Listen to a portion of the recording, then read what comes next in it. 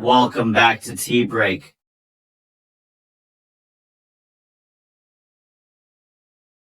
السلام علیکم، welcome back to tea break. آپ کا لقمان سلیمانی آپ کے سامنے۔ ویورز کیسے ہیں آپ؟ ٹھیک ہیں؟ امید ہے انشاءاللہ ٹھیک ہوں گے۔ ویورز آپ لوگوں کے ساتھ بہت ہی اہم باتیں شیئر کرنی ہیں۔ ان اہم باتوں میں یہ ہے کہ تاحیات نااہلی کا فیصلہ جو کہ 62(1)F کا فیصلہ تھا، اس کا رزلٹ آ چکا، فیصلہ آ چکا۔ کپتان جیت گیا، جی کپتان جیت گیا۔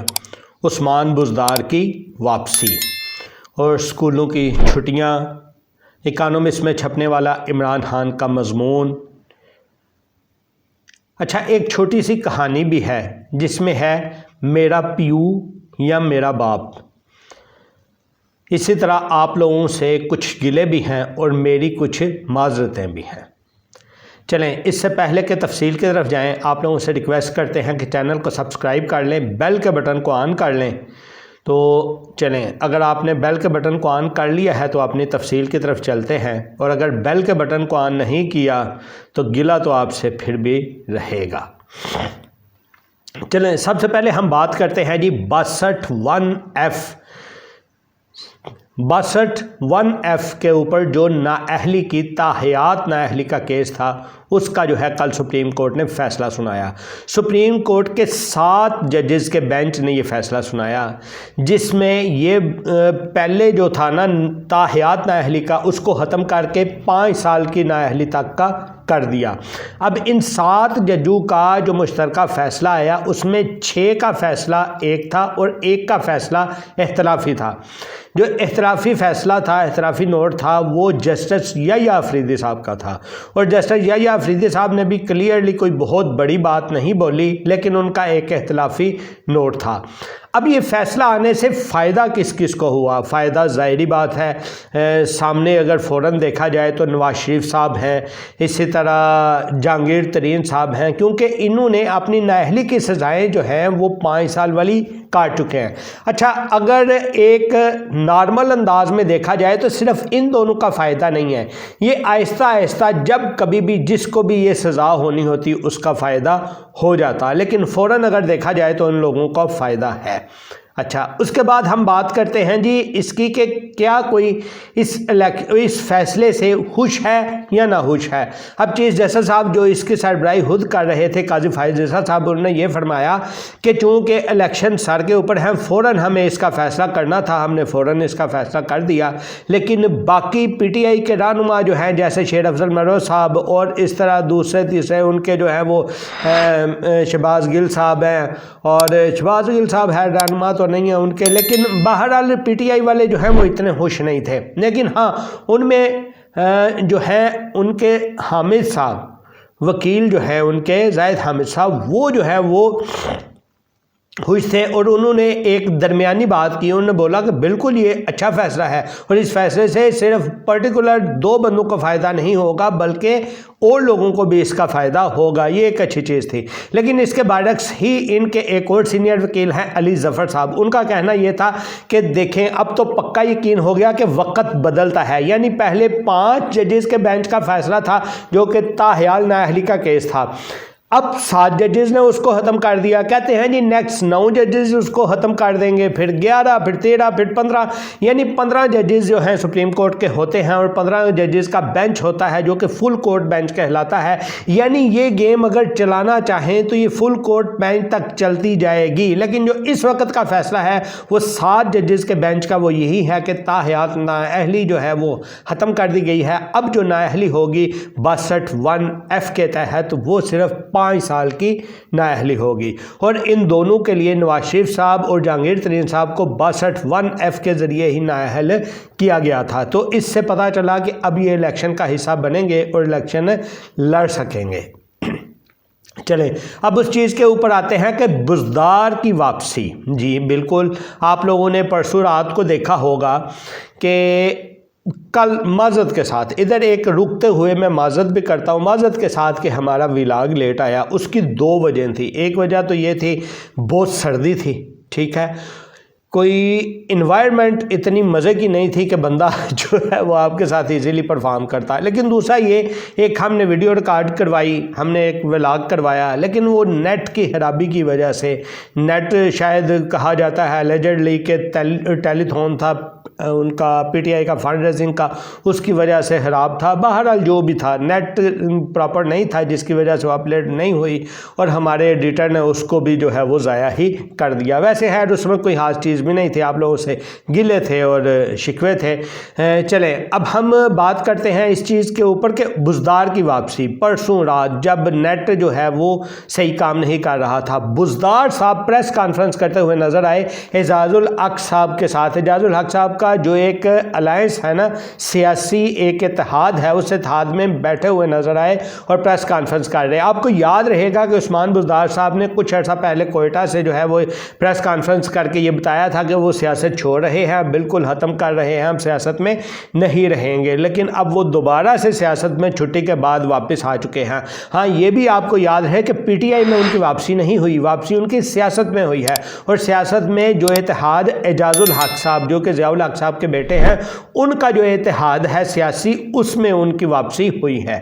اور اسی میں ان سے ایک صحافی نے سوال بھی کیا تھا کہ کیا ایسا ممکن ہے کہ اب جو ہے آپ کا اگر اتحاد کامیاب ہو جاتا ہے تو آپ دوبارہ سے عثمان بزدار صاحب کو وزیر اعلیٰ بنائیں گے؟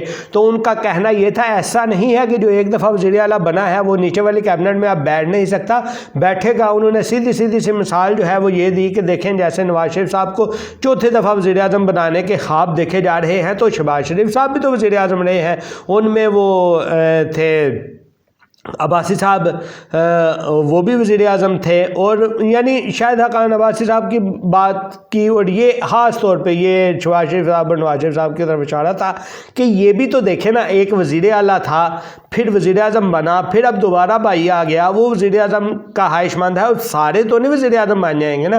تو ان کا یعنی کہ دوسرے لفظوں میں کہنا یہ تھا کہ عثمان بزدار صاحب اگر ہمارا اتحاد جیت بھی جاتا ہے تو ہم ان کو وزیر اعلیٰ نہیں بنانے والے. اچھا اس کے بعد ہم بات کرتے ہیں جی اکانومسٹ میں چھپنے والا عمران خان کا مضمون. جی اکانومسٹ میں چھپنے والا عمران خان کا جو مضمون تھا, نہیں بلکہ اس سے پہلے آپ کو کپتان جیت گیا وہ بتاتے ہیں. ہاں آپ لوگوں کا دھیان جو ہے وہ عمران خان سے ایک دم میرے ذہن میں وہ کپتان کی بات آئی, کپتان جیت گیا. کپتان اس طرح دیکھیں جس طرح ہمارے پاکستان میں الیکشن ہو رہے ہیں اسی طرح بنگلہ دیش میں بھی الیکشن ہوئے. بنگلہ دیش کے الیکشن میں کچھ دن پہلے ہم نے آپ کو بتایا تھا کہ ان کے جو سابق کپتان ہیں شکیب الحسن صاحب, وہ بھی الیکشن میں کھڑے ہو رہے ہیں. جی یہ جو کپتان جیتا ہے یہ کپتان عمران خان نہیں جیتا بلکہ کپتان شکیب الحسن جیتا ہے. اب ان کے دن جو ہے وہ ہمارے کپتان جیتا تھا تو کیا ہوا تھا, بہرحال ان کا بھی کپتان جیتا ہے, دیکھیں اب کیا ہوتا ہے. سیریس نہ لیں اس کو, مذاق ہے, مذاق کھلے.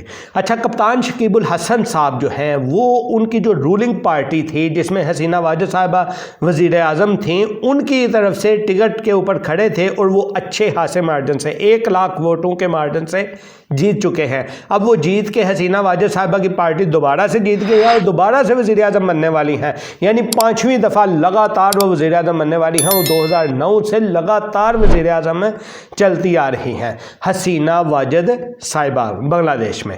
اچھا اب بات کرتے ہیں اکانومسٹ میں چھپنے والا عمران خان صاحب کا جو مضمون ہے. عمران خان صاحب کا جو اکانومسٹ میں امریکی جریدے میں چھپنے والا جو مضمون تھا, اس مضمون کے اوپر بہت ساری کنٹروورشل باتیں بھی ہوئیں, اور سب سے ایک اہم بات جس کی انکوائریاں شروع ہو گئی تھی وہ یہ تھی کہ ایک بندہ جیل میں بیٹھا ہوا ہے, جیل میں جو ہے وہ قید ہے, اس کی جیل میں قید ہونے کے باوجود اس کا ایک مضمون لکھا بھی جاتا ہے, وہ باہر اکانومسٹ تک پہنچ بھی جاتا ہے, اکانومسٹ میں چھپ بھی جاتا ہے. اکانومسٹ اس کو 4 جنوری سے لے کر 8 جنوری تک 9 دفعہ اس کو جو ہے وہ اپنے ٹویٹر کے اوپر شیئر بھی کرتا رہتا ہے.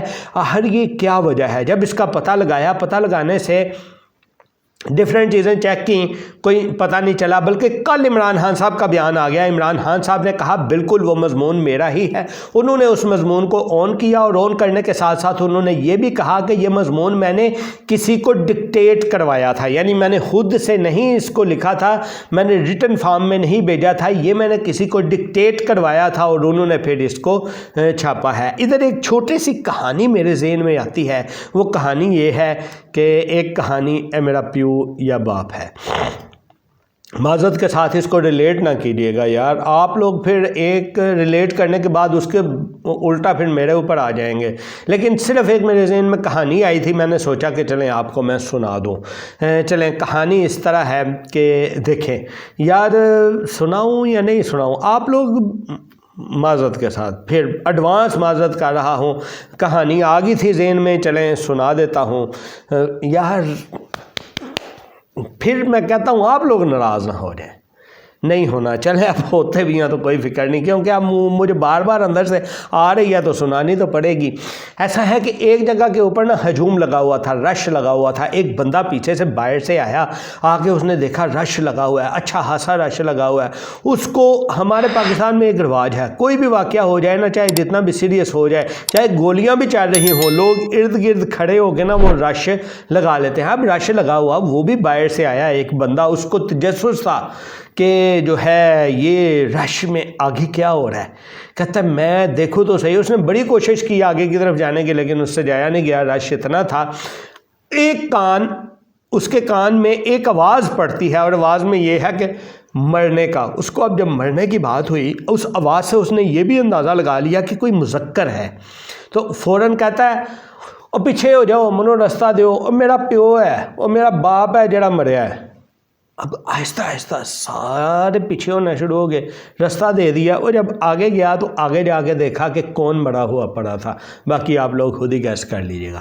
اچھا، یہ کہانی میں نے سنائی کیوں آپ کو؟ کہانی میں نے اس لیے سنائی، دیکھیں یہ جو اکانومسٹ میں وہ مضمون چھپا ہے، اس کا تو پتہ نہیں کیا ہونا تھا اور کیا نہیں ہونا تھا، لیکن عمران خان صاحب کے پاس اندر یا تو پوری ایکسیس ہے جیل میں، اگر پوری ایکسیس نہیں ہے تو انہوں نے اکانومسٹ کا کس طرح سے جو ہے مضمون پڑھا، انہیں پڑھایا گیا۔ اگر انہوں نے نہیں پڑھا، صرف حکومت خلاف بیانیے کے اوپر انہوں نے صرف یہ کہہ دیا کہ وہ مضمون میرا ہی تھا، ہو سکتا ہے ان کا نہ بھی ہو، جیسے وہ کہہ رہے ہیں کہ میں نے ڈکٹیٹ کروایا تھا تو میں نے لکھ کے نہیں بھیجا۔ اب ڈکٹیٹ کروایا کیا؟ جو آپ نے ڈکٹیٹ کروایا وہی تھا، اس میں چھپا تھا۔ یعنی یہ ساری باتیں نا ایک دم ذہن میں گھومتی ہیں، ذہن میں گھومنے کے بعد یعنی پھر میرے ذہن میں وہی آیا کہ ایک کہانی ہے، وہ بھی ایسا ہی ہے کہ تھوڑی سی بات پتہ چلنے کے بعد میں پتہ چلے کہ وہ عجیب سی گلے پڑ گئی ہے۔ بہرحال یہ ایک چیز تھی۔ اچھا، اس کے بعد اب ہم بات کر رہے ہیں، بلکہ یار ادھر رک کے آپ لوگوں کے ساتھ ایک گلہ بھی کرتا جاؤں۔ پچھلی ویڈیو میں نے اچھی خاصی محنت کے ساتھ آپ سے یہ بات کی تھی، دیکھیں ہم نے وہ جو اپنا ایک ٹھڑک والا سیگمنٹ سٹارٹ کرنا تھا، اس میں سیلیبریٹیز کا تو ہمیں جو ہے وہ ٹائم لگے گا نا، اپروول لینی ہے، اپروول کے بغیر کر نہیں سکتے، لیکن آپ اور میں، ہم ایک کامن مین کی طرح سے ایک دوسرے کی وہ چیز کو ٹرینڈ تو سٹارٹ کریں نا یار۔ آپ لوگوں کے کمنٹس کا انتظار ہے، آپ لوگوں کے رسپانس کا انتظار ہے، ابھی تک آپ رسپانس نہیں دیا اس کے اوپر، وہ رسپانس دیجئے گا جلدی جلدی تاکہ ہم اس کو سٹارٹ کر سکیں۔ اور رسپانس کا مطلب بھی یہی ہے کہ آپ لوگوں کی طرف سے اپروول ہے۔ یار ایک لفظ میں بتا دیجئے گا کہ یہ والا میرا ہے، یہ والا میرا ہے، لیکن میں فوراً ہی اس ویڈیو کے بعد، ہو سکتا ہے نیکسٹ ویڈیو یا اس سے بعد والی ویڈیو میں، وہ جو میں نے اپنے دو دوستوں کا نام لیا تھا، دو ٹھڑکوں کی بات کی تھی، ایک یہ گرینری کی بات کی تھی، دوسری بات ہم نے کی تھی کہ برڈز اور پیرٹس یا دوسرے کوئی بھی پیٹس، ان کی بات کی تھی۔ وہ دو چیزیں تو ہم لے کے چلتے ہیں، جب تک وہ ہماری چیزیں کور ہوتی ہیں آپ لوگ بھی اس میں اپنا ایڈ آن کرتے جائیے گا، میں انتظار کروں گا۔ ٹھیک ہے، ملتے ہیں نیکسٹ ویڈیو میں، اپنا بہت سا خیال رکھیے۔ جاتے جاتے آپ لوگوں سے ریکویسٹ ہے کہ چینل کو سبسکرائب کرتے جائیں۔ اللہ حافظ۔